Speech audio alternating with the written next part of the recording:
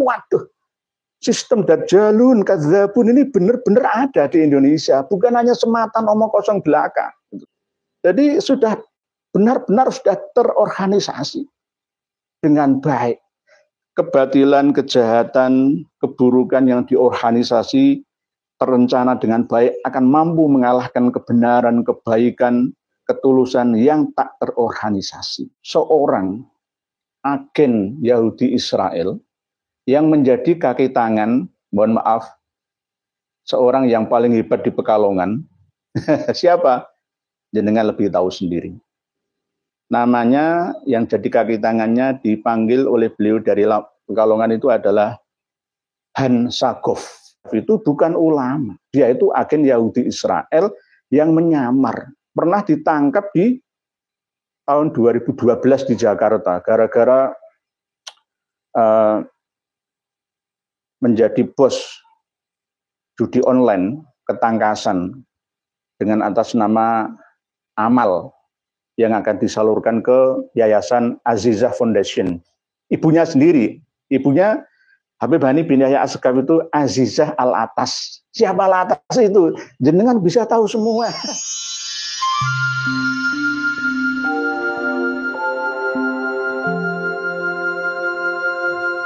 Apakah Dajjal sudah masuk ke Indonesia?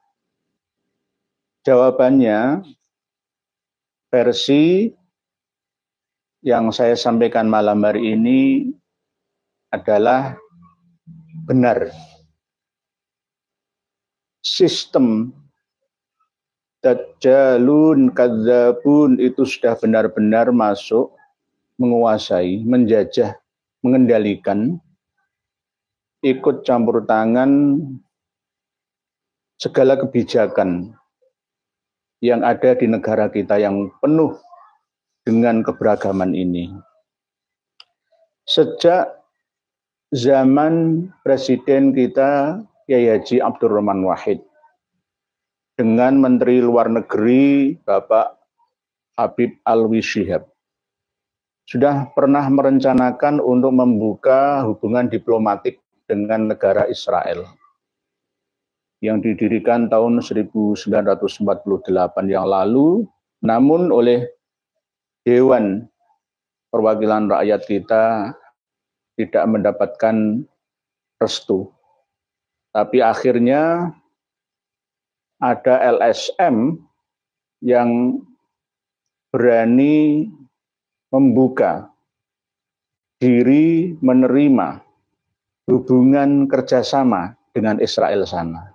Yakni tahun 2002 yang lalu didirikanlah AIPAC, yakni Indonesia Israel Public, terus di situ Affair Committee, Indonesia Israel Public Affair Committee atau AIPAC. Direkturnya adalah Mas Benyamin Ketang, asal Kecamatan Wuluhan, Jember, Jawa Timur. Dan Habib Hani bin Yahya As-Saqqaf, putranya anggota BIN Yahya As-Saqqaf.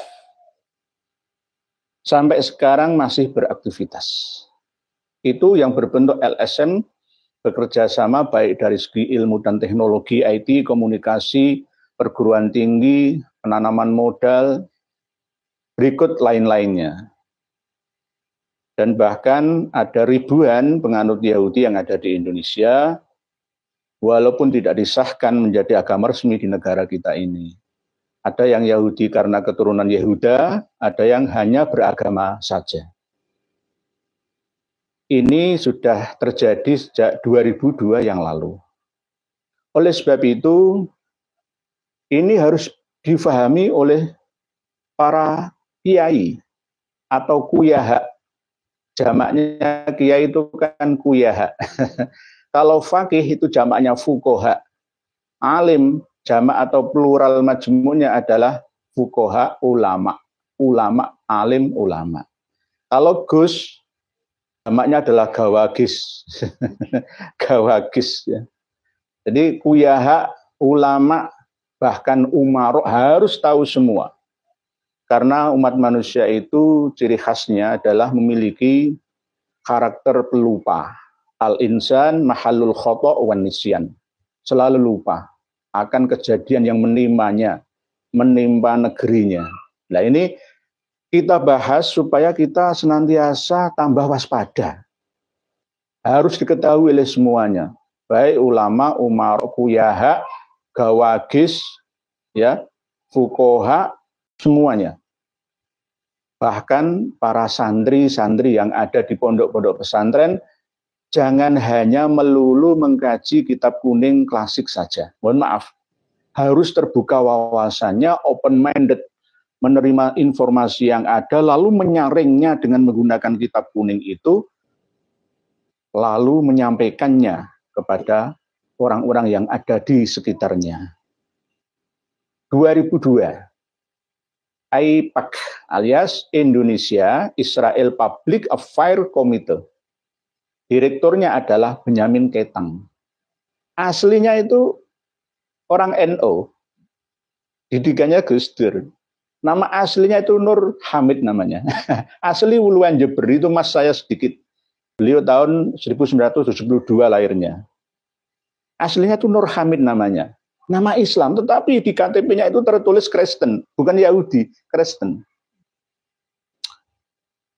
Beliau juga pernah minta izin untuk mengadakan peringatan Hari Kemerdekaan Israel. Dan sudah pernah dilaksanakan 2 kali. Tetapi secara sembunyi-sembunyi, ya. Yang keduanya itu di Puncak Bogor sana. Didampingi oleh seorang agen Yahudi Israel yang menjadi kaki tangan, mohon maaf, seorang yang paling hebat di Pekalongan. Siapa? Jenengan lebih tahu sendiri. Namanya yang jadi kaki tangannya dipanggil oleh beliau dari Pekalongan itu adalah Han Sagoff. Nama lengkapnya Hani bin Yahya As-Segaf. Dari mana marga As-Segaf itu? Ayo sekarang jenengan lebih tahu semuanya. Dari mana marga As-Segaf itu? Bahkan beliau pernah saya kantor ceramahnya yang menghalalkan merampok, mencuri. Lebih utama daripada meminta.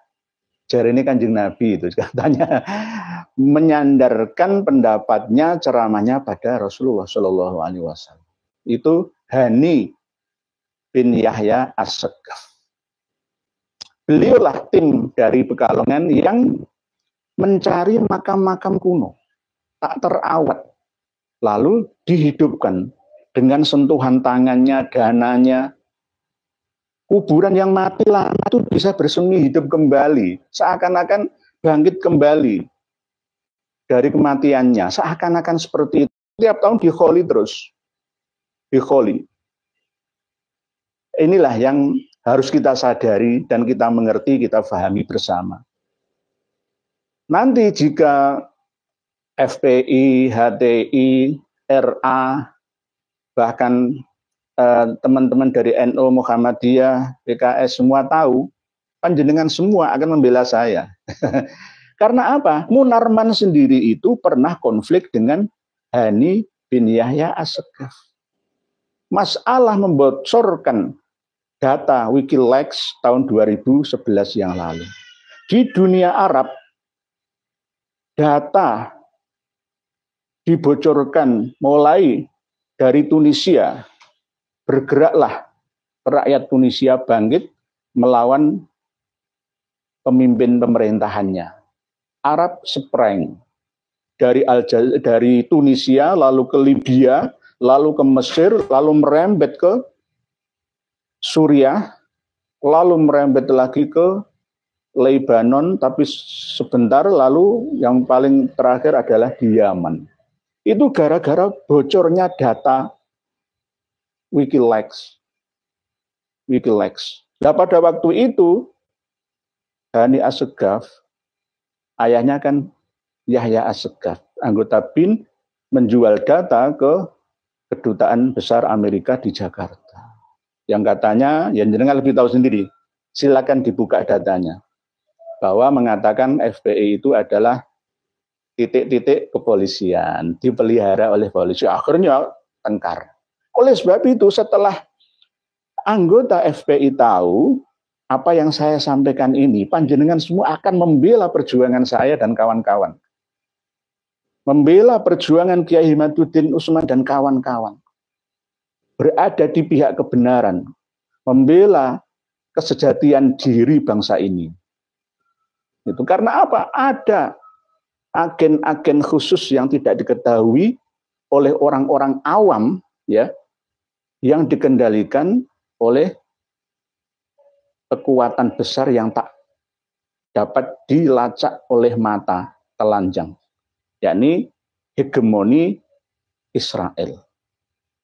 Kalau untuk yang Yahudi ortodoks yang ngurusi spiritual saja nggak masalah, karena memang Yahudi itu sebenarnya agama baik. Mohon maaf ya, sebentar ya.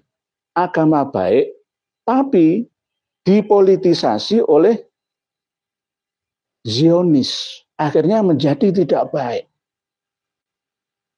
Sebenarnya orang-orang Yahudi itu sejak zaman Rasulullah SAW sudah pernah bekerja sama damai dengan Rasulullah. Di Madinah sudah banyak keturunannya. Begitu juga di Makkah, menyebar kemana-mana. Gitu. Tapi setelah mengingat, menimbang, akhirnya memutuskan mendirikan negara baru, harus mencaplok negara lain, kembali ke tanah perjanjian yang lama, akhirnya mendirikanlah sebuah negara dengan ibu kota Tel Aviv sekarang ini. Lalu merangsek untuk menjadikan Yerusalem menjadi ibu kota dan sudah direstui oleh ketuanya Dajjal, yakni Amerika Serikat. Mohon maaf, ya, mohon maaf. Jadi orang pesantren harus bisa ngomong kayak gini gitu loh. Jangan hanya akademisi saja. Orang-orang pesantren, dunia pesantren, salafiyah, khalafiyah, semua harus bangkit. Kalian semua, wahai para santri, uyaha, fukoha, gawagis semua, adalah pemegang kunci keilmuan agama ini. Tetapi jenengan kemana-mana hanya membawa kuncinya saja, tidak dibuat untuk membuka ilmu. Kitab-kitab baru dipelajari loh. Ini saya baru dapat kitab baru, kitab Tadhkirun Nas. Nah, kitab-kitab baru, saya terus belajar terus, mengkaji terus. Kitab baru terus. Ini kitab yang menerangkan tentang penipuan-penipuan, propaganda-propaganda karangan Habib-Habib Ba'alawi internal. Syarhul Ainiyah, ya, Syarhul Ainiyah. Ini menerangkan tentang bermacam-macam karakter sifat-sifat mereka yang menipu umat, seakan-akan mereka mempunyai karomat melebihi mukjizat. Belajar terus, open minded, membuka wawasan hati dan pikiran kita. Jadi kuncinya itu jangan hanya dikental-kental, dibawa kemana-mana, nggak dibuat untuk membuka pintu-pintu gudang-gudang keilmuan yang ada. Yang akhirnya ya tidak mampu mengejar ketertinggalan informasi sekarang ini. Oleh sebab itu, sekali lagi kembali kepada hegemoni Israel yang ada di Indonesia. Kalau kerjasama masalah pertanian itu enggak masalah sebenarnya, karena di Ethiopia disentuh oleh tangan-tangan teknologi pertanian Israel, semua menjadi subur makmur tanahnya. Di Indonesia kalau kena tangan Israel, wah akan melimpah ruah hasil pangan kita. Tetapi bedanya nanti demi keuntungan mereka. Di Minahasa itu kan ada, mohon maaf ya, ada museum Holocaust. Satu-satunya yang ada di Asia. Di Minahasa itu. Bahkan di Papua itu ada organisasi Sions Kids yang setiap saat itu kalau pas demo di Jayapura, di Sorong, di mana-mana di sekitar Papua Barat atau Papua yang sekarang bukatannya Jayapura itu sering mengibarkan bendera Israel. Padahal itu sudah dikecam oleh banyak orang, tapi tetap berlangsung sampai sekarang. Gitu. Karena memang mereka dikuasai oleh non-muslim yang mendukung perjuangan Israel. Jadi sekali lagi untuk yang di Bitung, Sultra, ya jangan diteruskan, damailah, sudah damai, yang sudah ya sudah, biar diproses sesuai dengan hukum yang ada. Siapa yang bersalah kemarin itu. Nggak usah dikompor-kompori, ngangkat-ngangkat pedang dan lainnya, itu membuat panas suasana. Ingin kembali ke persaudaraan. Kita ini bangsa yang diadu domba. Para pemirsa dan pendengar sekalian yang berbahagia. Setelah itu sampai sekarang Benyamin Kaitang runtang-runtung dengan Hans Sakuf atau Hani bin Yahya Assegaf. Ya kerjasama terus di beberapa bidang. Sampai-sampai yang sekarang itu aktivitas dari Hani Assegaf itu ya menghidupkan makam-makam yang mati. Makam-makam yang tak terurus, diba'alawikan, dibin yahyakan. Dan alhamdulillah puncak dari Khol Habib Hasan bin Toha bin Yahya Lamber Kidul Semarang tidak mencantumkan nama KRT Sumodiningrat lagi. Ya alhamdulillah, ini harus ada usaha. Kalau tidak kita tekan seperti itu, ya tetap akan dicantumkan. Hayo KRT Sumodiningrat, Singobarong, Syekh Keramat Jati, alias Habib Hasan bin Toha bin Yahya, hadirlah. Alhamdulillah, saya menyampaikan dengan tegas dan lugas, jangan datang.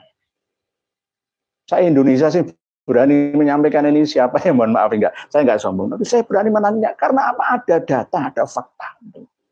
Yang masih belum lagi itu makam Syekh Jumadil Kubro yang ada di Kaligawe, ya Semarang, sama-sama Semarang. Makam Syekh Jumadil Kubro itu yang asli itu di Trawulan, makam Troloyo, Mojokerto, ya. Kenapa di Semarang, Kaligawe ada lagi? Kalau yang di lereng Gunung Merapi, Sleman, Yogyakarta itu ya ada, tapi itu petilasan. Ya, yang ada di daerah Wajo, Sulawesi sana itu ya ada, tapi bukan Syekh atau Syekh Jumadil Kubro yang versi Trawulan, Troloyo, Mojokerto, bukan. Jadi nanti insya Allah berangsur-angsur lah ya, berangsur-angsur. Tapi setiap perjuangan untuk meluruskan sejarah itu pasti ada halangan dan rintangan. Itu wajar. Oleh sebab itu, kalau kita benar-benar jujur lah, kalau ulama ya tempatkanlah sebagai ulama. Kalau bukan ulama nggak usah maca ulama. Hani bin Yahya Assegaf itu bukan ulama. Dia itu agen Yahudi Israel yang menyamar. Pernah ditangkap di tahun 2012 di Jakarta gara-gara menjadi bos judi online ketangkasan dengan atas nama amal yang akan disalurkan ke Yayasan Azizah Foundation. Ibunya sendiri, ibunya Habib Hani bin Yahya Assegaf itu Azizah Al-Atas. Siapa Al-Atas itu? Jenengan bisa tahu semua. Jadi kalau saya bongkar-bongkar semua ini, waduh, sistem Dajjalun, Kadzabun ini benar-benar ada di Indonesia. Bukan hanya semata omong kosong belaka. Bukan main-main ini, tidak main-main ini. Jadi sudah benar-benar sudah terorganisasi dengan baik. Kebatilan, kejahatan, keburukan yang diorganisasi terencana dengan baik akan mampu mengalahkan kebenaran, kebaikan, ketulusan yang tak terorganisasi. Nah, ini sudah menjadi konsep alami seperti itu. Oleh sebab itu, bangkitlah wahai bangsaku, negeriku, tanpa ada kepentingan apapun saya menyampaikan ini. Tidak hanya saya berpesan kepada jadi presiden, mohon jangan lagi bekerja sama dengan Yahudi Israel. Baik kaki tangannya ataupun agen-agennya. Jangan tiru Republik Syiah Iran. Pemerintahan Iran memang benar-benar demokratis. Presidennya dipilih oleh rakyat Iran. Tetapi di atasnya pemerintahan itu ada teokrat. Pimpinannya adalah Ali Khomeini. Anaknya Imam Khomeini, Ayatullah, atau sekarang berubah jadi Sayyid Ali Khomeini atau Sayyid Ayatullah Ali Khomeini sebagai pemimpin spiritual. Bisa mengendalikan penguasa yang ada. Walaupun penguasanya dipilih oleh rakyat secara demokratis. Indonesia jangan meniru seperti itu. Sebab itu kita harus benar-benar berhati-hati. Ingatlah hadis Nabi, sabda dawuh Nabi kita sallallahu alaihi wasallam, la taqumus sa'atu hatta yub'atsa dajjaluna kadzabuna qaribun min salasina kulluhum yaz'umu annahu rasulullah. Tidak akan datang hari kebangkitan plus kehancuran, perubahan, sehingga dibangkitkanlah, diutuskanlah, keluarlah para dajjal dan para pendusta yang mendekati jumlahnya dari 30 dajjal dan kadzab itu.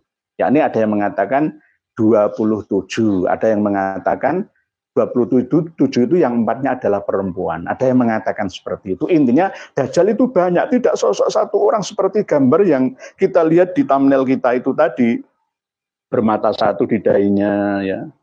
Nah, itu adalah kiasan majazi atau metafor dari karakteristik sistem dajjalun kadzabun itu. Dajjal itu bahasa Arab dari kata dajjala, yakni mencampur adukkan, mengaburkan kebenaran dan kebatilan. Itu namanya dajjala. Lah, di sehingga mubalaghahkan ala wazni fa'alun, akhirnya jadi dajjalun. Itu. Jadi dajjala jadi dajjal, fa'ala jadi fa'alun. Ya. Dan kadzabun, yakni mereka orang-orang yang senantiasa berdusta. Siapapun, ya bisa umaro, bisa ulama, bisa kuyaha, bisa gawagis, bisa semuanya. Bisa LSM, bisa organisasi. Pokoknya inti dari karakteristik sistemnya itulah yang membuat seseorang atau organisasi atau negara ya itu dinamakan dengan nama dajjal, pembohong, pendusta. Sejak zaman Nabi Musa alaihissalam ada Musa As-Samiri. Zaman Nabi Isa ada Yudas Iskariot. Setelah Nabi Isa wafat pada umur 33 tahun meninggal dunia, keluarlah Paulus yang mempopulerkan doktrin Tuhan Yesus. Pada masa Rasulullah banyak ada Musailimah Al-Kadzab, bahkan dari Yaman loh ya. Ada dajjal dari Yaman itu ada namanya Al-Aswad Al-Anasi dari Yaman. Itu pada zaman Rasulullah ngaku-ngaku jadi nabi. Dajjal dari Yaman itu. Akhirnya sebelum Rasulullah wafat sudah diperangi, dibunuh oleh para sahabat Nabi. Jadi ada dajjal di Yaman ini. Dan bahkan dajjal generasi yang pertama itu juga pernah berguru ilmu sihir dari Yaman. Lalu Yaman itu jangan lihat dari hadis Nabi yang memuji Yaman loh ya.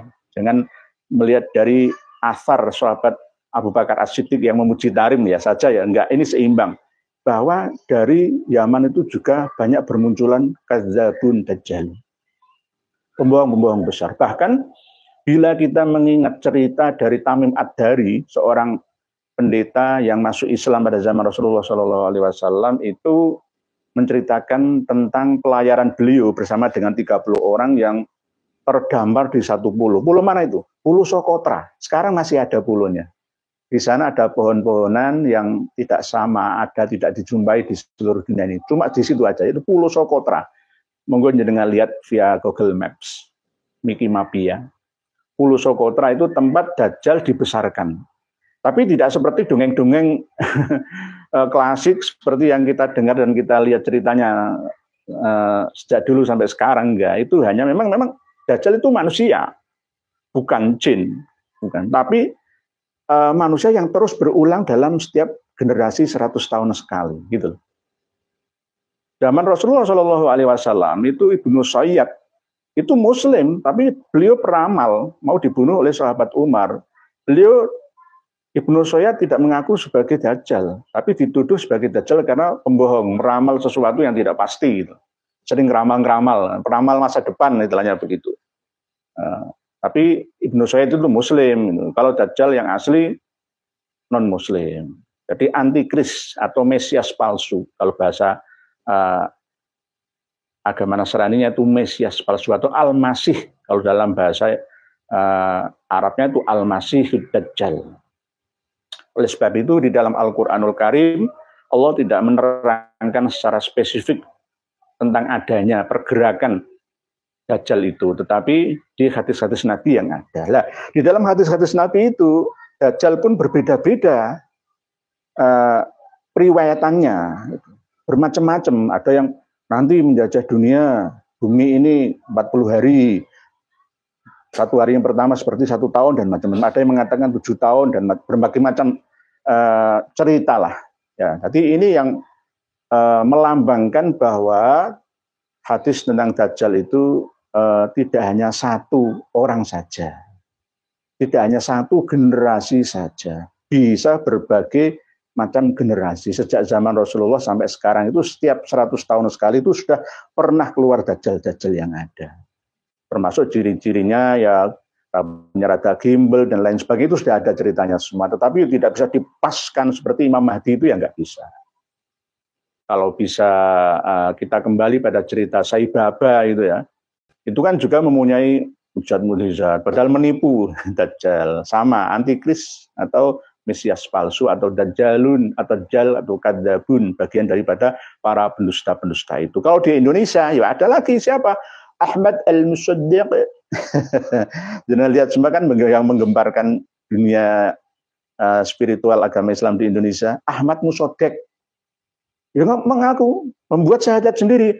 Asyhadu an la ilaha illallah wa asyhadu annal al-masih al-mau'ud ya Rasulullah. Itu namanya versi Indonesia gitu loh. Dan sekarang ada lagi banyak dajjal yang bergentayangan di Indonesia ini. Banyak. Dan cerita-cerita palsu, dongeng-dongeng takhayul khurafat, ya, halusinasi, ya. Itulah yang namanya Dajjal. Banyak sekali variannya, bervariasi, variasinya. Oleh sebab itu Rasulullah SAW man hafidha asyra ayatin min awali suratil kahfi usima minad dajjal. Barang siapa hafal 10 ayat yang pertama dari surat Al-Kahfi, maka dia dijaga, dibentengi dari fitnahnya Dajjal. Nah, Dajjal itu siapa? Ya penipu-penipu yang ada di sekitar kita itu.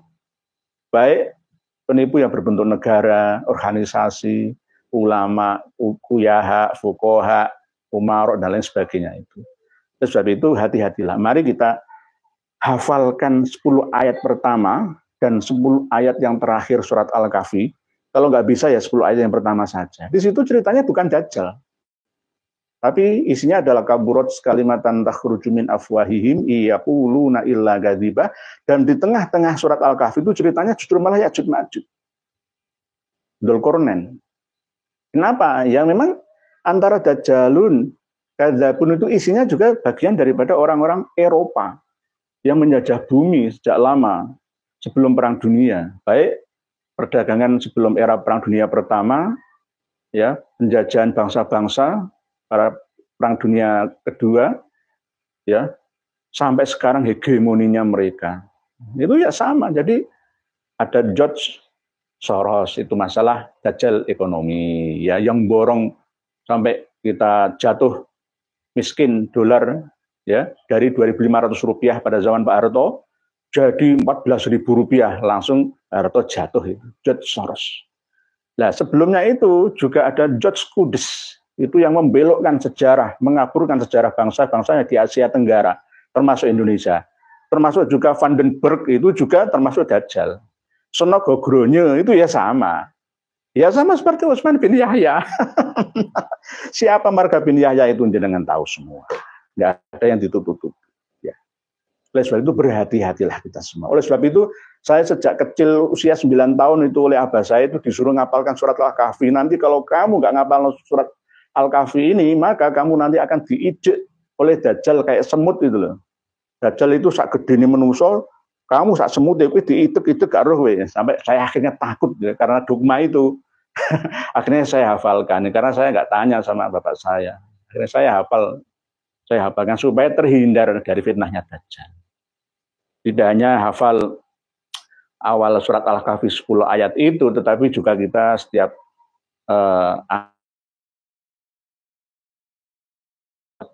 kita tahiyat akhir itu ya doa sebelum salam, ya Allahumma inni a'udzubika min adzabil qabri wa min adzabin nar wa min fitnatil mahya wal mamati wa min fitnatil masiihid dajjal ya muqallibal qulub tsabbit qalbi ala dinik. Godaan ya yang ada di depan, belakang, kiri, kanan kita ini supaya kita ditetapkan oleh Allah. Allahumma tsabbitni ala dinik ya Allah. Kembali kepada tema yang awal bahwa la taqumus sa'atu hatta yub'atsa dajjalun kadzabun qaribun min thalathina kulluhum yaz'umu annahu rasulullah. Intinya di sabda Rasulullah itu bahwa tidak akan datang kebangkitan dan kerusakan, kehancuran, reformasi di muka bumi ini sebelum datangnya orang-orang yang senantiasa berbohong, dajjalun, mengaburkan kebenaran, dan pendusta-pendusta yang ada yang mendekati jumlahnya dari jumlah 30. Baik orang general LSM negara, organisasi ya, ataupun lainnya. Yang mana mereka semua mengaku bahwa mereka itu adalah utusan Allah. Bukan Rasulullah Nabi, tapi utusan Allah, diutus oleh Allah katanya.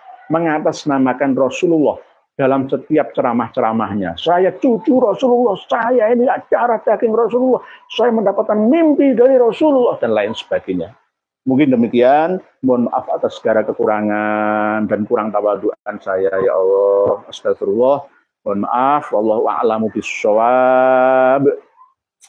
Wa ma yadzakkaru illa ulul albab, afala tatafakkarun, afala ta'qilun, fa'tabiru ya ulil absar. Wallahu a'lam, wassalamualaikum warahmatullahi wabarakatuh.